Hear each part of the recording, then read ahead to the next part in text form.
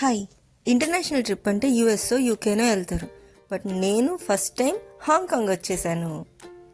Yes, Hong Kong. Hyderabad నుంచి హాంకాంగ్కి direct flight లేదు కాబట్టి ఢిల్లీలో లే ఓవర్ తీసుకొని వచ్చాం.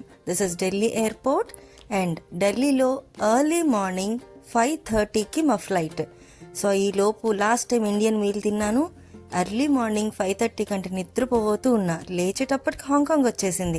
Hong Kong is an island. So ఫైనల్గా కింద చూడండి ఒక్కసారి వాళ్ళు ఎంత ఇదిగా లగేజ్ వేసేస్తున్నారో. అలిసిపోయి మార్నింగ్ 10:30 అంటే హాంకాంగ్ టైంలో 1:30కి హాంకాంగ్లో ల్యాండ్ అయ్యాం.